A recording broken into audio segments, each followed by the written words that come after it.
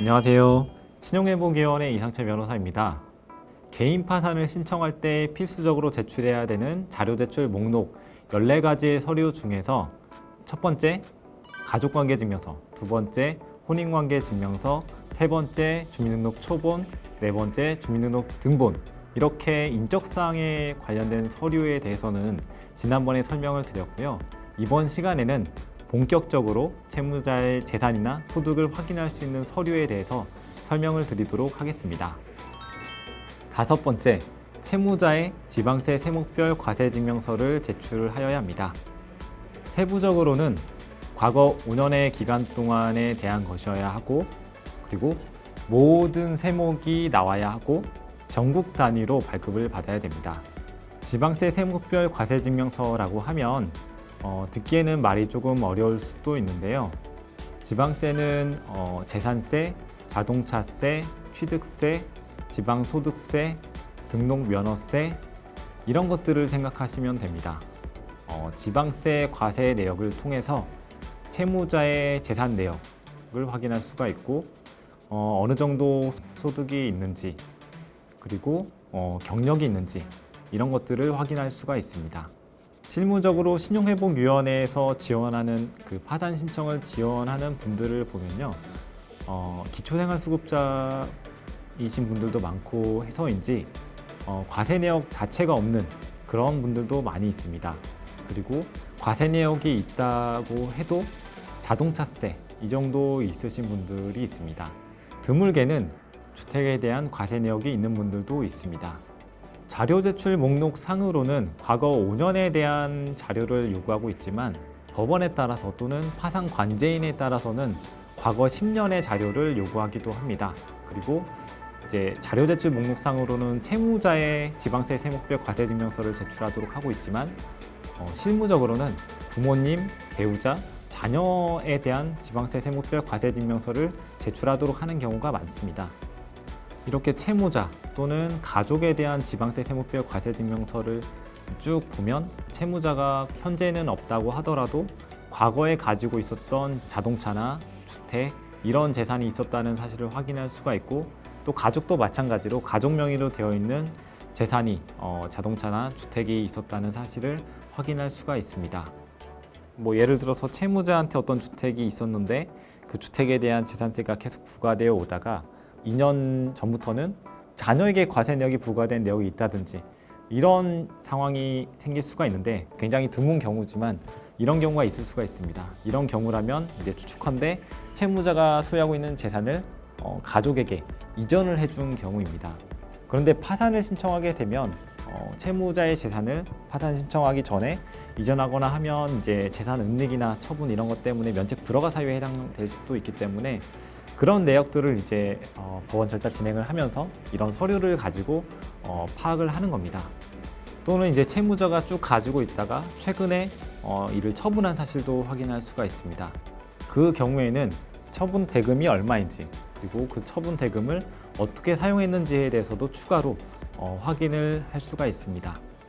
제가 했던 사례 중에는 뭐 채무자가 가지고 있었던 재산은 아니에요. 그런데 이제 자녀에 대한 지방세 세목별 과세증명서를 보니까 자동차를 취득한 취득세 또 그리고 이후에 이제 자동차세 과세가 된 내역이 있었습니다. 그 자동차가 조금 고가의 자동차였고 그 자녀의 나이가 이제 막 대학생이 된 그런 나이였기 때문에 그냥 상식적으로 보면 대학생이 이런 자동차를 가지고 있다라는 게 그 자녀가 본인의 소득 활동을 통해서 가지고 있는 경우보다는 보통 이제 부모인 채무자가 그 자녀 명의로 이제 자동차를 구해주거나 이런 경우가 많기 때문에 이런 사실을 이제 확인한 적도 있었고요.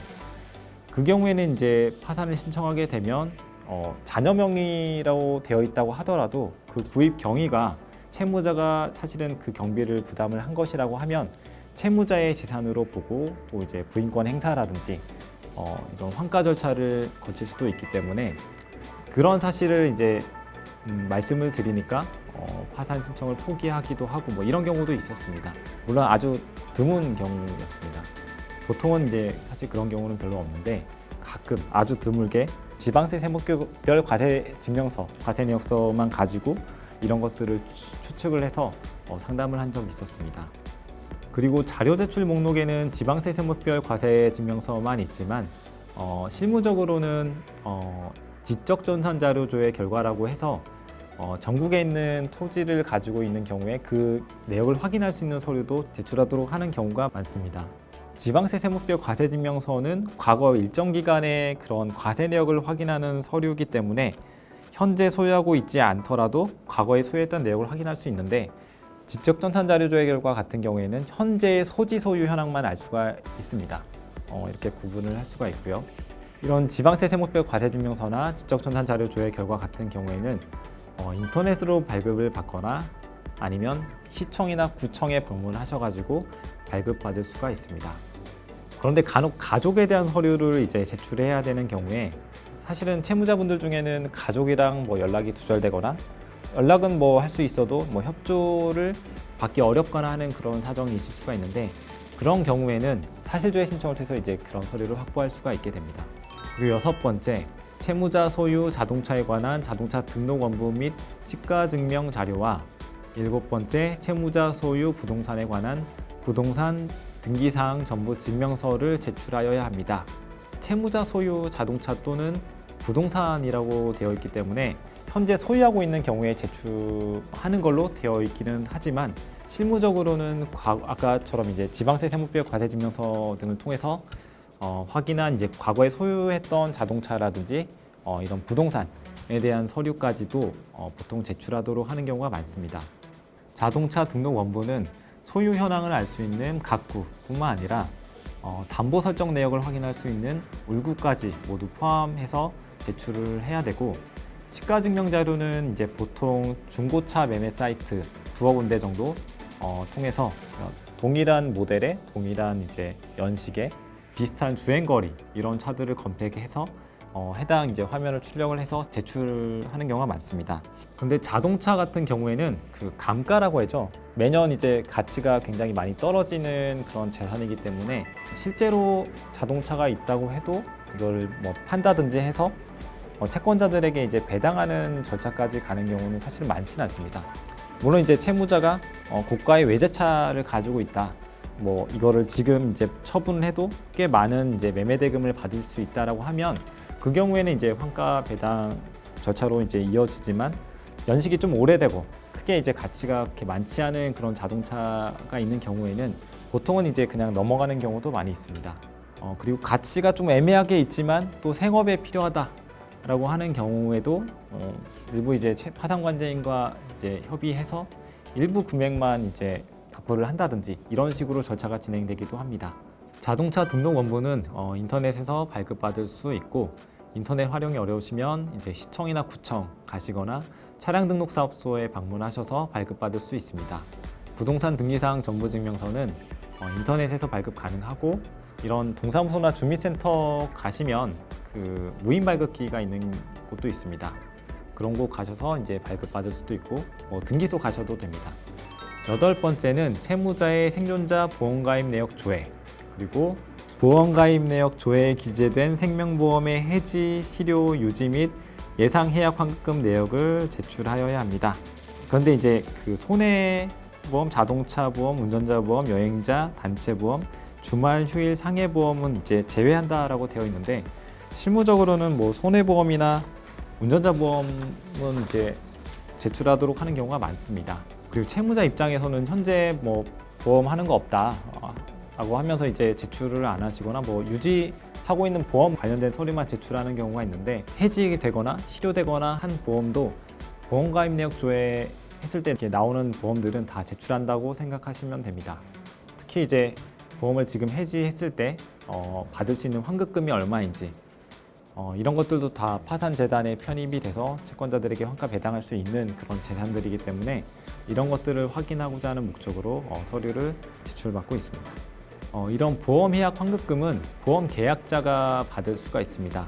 가끔 이제 그 채무자분들 상담을 하다 보면 최근에 본인이 계약자로서 이제 유지 중인 보험이 있었는데 최근에 파산을 신청하기 전에 자기 배우자나 자녀에게 보험 계약자를 변경한 그런 경우도 있었는데요. 이런 경우에는 사실은 그 보험 계약자가 받을 수 있는 그 환급금을 그 변경된 계약자가 받을 수 있는 거가 되기 때문에 사실은 그 재산을 넘긴 개념이 되게 됩니다.